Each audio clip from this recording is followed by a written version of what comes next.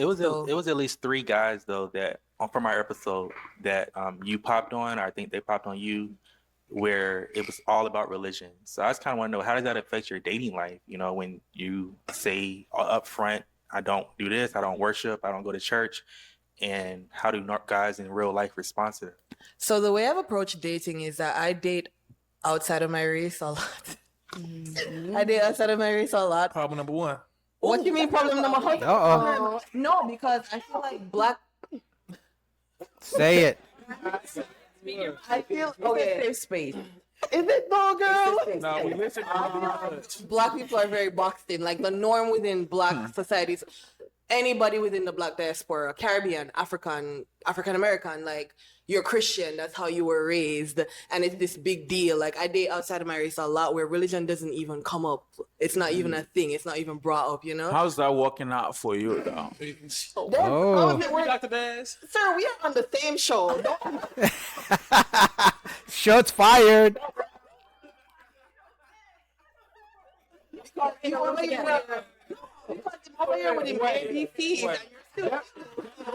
That's the difference between me and you. True. The difference is not. The difference is clear. Oh, God. I don't know if he's gonna say it because I didn't watch all the way here, but the difference is the man has to approach the woman, right? The woman has to be approached by the man. So either she's not getting approached or not getting approached by the man she wants, or maybe the man she wants are not approaching her. For Des, all he has to do is to keep approaching. So maybe he's just not approaching. Who knows? When it comes to options, I have a plethora. You don't think I have a plethora of options? There is a plethora. Bloody hell, this man, yo. Look at me. You think I don't have Oh options? my God. I'm talking for myself. We don't have to go into the name calling. So half true character is coming out right now. So just so you know. There's a plethora. This is the thing when it comes to religiosity, okay? I talked about the death factor with ABCs. You have a death factor, but you don't accept it. Your death factor, one of your criteria is a religiosity, okay? It is not, though. No, it's not. I will date someone who's Christian. What I'm saying is, if you are a Christian, you're following the principles of the Bible, you're abiding by the doctrine that you study, then you don't want to be unequally yoked, right? And as someone who's not a Christian, you shouldn't be with me then if you're a sturdy Christian, strong in your faith, walking the straight and narrow path.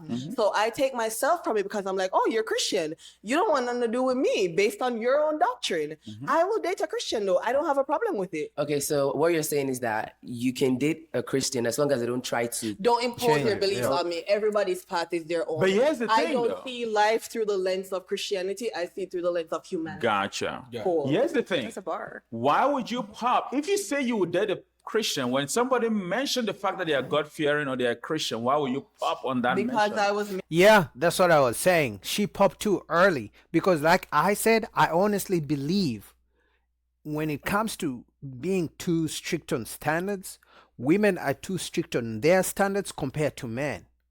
Men will lower their standards a little bit if a woman is more kind, nice to talk to, easygoing.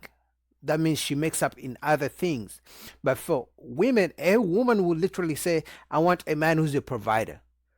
But she will find a man who's a provider, but if he's short, she won't do it. But on the opposite of a man will find a woman who's not in excellent shape, but if she talks nicely, kind, feminine, like good energy, he will go with it. He will take the deal. So that's the difference.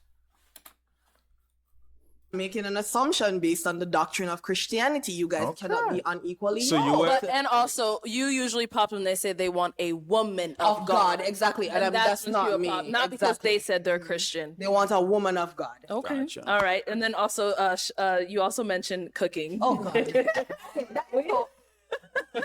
feel like that is so. I said I cook stuff. I said I make salads, fruit, and all that. No. I'm like, hey, listen, I'm glad I can cook. And I was telling the girls earlier, my back would probably be really big. I don't want to be big backed. I'm glad I eat a lot of salads. The body. Okay. Plenty of men can cook. Plenty of men can cook. I'll be alright. I have to give her that though, that she was honest with it, because I think sorry, remind me your name. Shelly? Shelly, yeah, she said some people come on here and act like, oh, I'm Christian. No, she was brutally honest, and I love her for that. I remember watching that episode. I was like, oh, I like her. Yeah, like she's not ashamed of who she is. Right. I don't cook. You still want to be with me or you want to pop your balloon? I don't really care. So I like that. So yeah. I don't clean. So for the guys, is a woman who doesn't cook or cooks in debt, like, is that a deal breaker for you? I think for most guys, it would be a deal breaker, especially for long term living under the same household. And let's say they're paying majority of the bills. For most guys, it's going to be a deal breaker. Unless she makes it up in, I don't even know how a woman would make up for not being a good cook. She doesn't even have to be good, but she has to be willing to learn. It's not different from a woman starting from 50-50, but she's hoping the guy will eventually pay majority of the bills so she doesn't have to work so much to pay for the other half of the bills. That's my opinion. Over with. Super dude. Over with. Super dude. Cook for me. Are you serious? Emphatically. God know how to cook. Real shit, though. I was fake joking, but I'm some. And- If you're not cooking for like, What are if we he's a doing? good cleaner? What if you have a good clean. food and she takes the cars to the car wash? Like, Look, I can't cook, but I'm not gonna cook. That's your job. That ain't your job. Bro. That's your job. are you? That's your job. Go ahead, you got it. You just said it like an entire century. No, really, I can't No. even listen to you right now. Like, You had me and you lost me. Like, But ladies, if we're listening, all the men, well, I didn't hear from James, but all the men said cooking is Yeah, that's a deal important. breaker. Yeah. and see, this is black. Wait a minute. So I feel like, Hold on, let's hear from Shelly. Let's hear I from feel Shelly. like, okay, if you want a woman that cooks and cleans and does the traditional thing, you should be doing the traditional man thing and providing. You better be. That's understandable. And that's why before they even said that, I said if a man expects his woman to cook, he's going to have to pay majority of the bills. Because you're not going to expect her to come from work, working so hard, and then she has to come home and cook because she's probably tired. But if you're paying majority of the bills, she's going to have to cook. Or you guys going to have to figure out who's going to cook. You know, do some guys love to cook and they don't care? Yeah, for sure. But that's a very small, that's a minority of men. But also the ladies, they are saying a man wanting a woman to cook is setting us 100 years back, but you still want a provider. Now, you as a woman, if you don't want a provider, you want 50-50 on everything, on cooking, on cleaning, on bills and everything, on protection, 50-50, then by all means. But if you don't want to cook, but you still expect the man to pay majority of the bills, I don't know, you're looking for a dummy at that point. Everything on your end. Hold on. But what I feel like is a lot of men nowadays, they expect women to do all these traditional things, but they're not doing all the traditional things as a man. That's not true. It's actually the opposite. Women want a man who's a provider, but they also want him to help with the cooking, with the cleaning, and they also want her.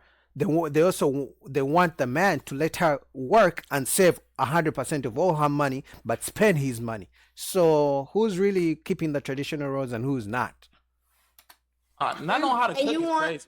no, What's the traditional But- things as men? What is that? like providing, right? Good. Like not only providing, right, taking care of the home, fixing things of that sort, like manly things, right? Like manly duties. So you want a man who, so you're saying if a woman has to cook, clean, all that stuff, a man should know how to do like build stuff? Build stuff. That's build fair. a car, That's fair. If you fix the car, pay for the car to get fixed. That's You fair. know what I'm saying? Like do all the things that I feel like should be taken care of by a man. Okay. But nowadays, men want all the things that I feel like like the traditional woman should do, cook, clean, That's not say all men. That's this. just the dudes you choose to talk to. Facts. I think, like I said, I think it's the other way around. Women want a traditional man, but they still want to be modern women. In other words, come in, pay all my bills, but hey, I'm gonna work, save all my money, and don't expect me to come home and cook and clean because I was working, but still I expect you to pay all the bills. You feel me? Wait a minute. and y'all don't be doing the same thing. So that's just all I'm Okay, saying. I Alicia. have a question. Isn't cooking a life skill? I was like, gonna I'm not doubting say- you for not being able to cook, but I was always taught like men and women, everybody should be able to cook. Yeah. And I know you're frying them eggs, baby, making that salad. Like I feel like everybody should be able to cook, Right. sustain themselves. Everybody need to be able to cook. So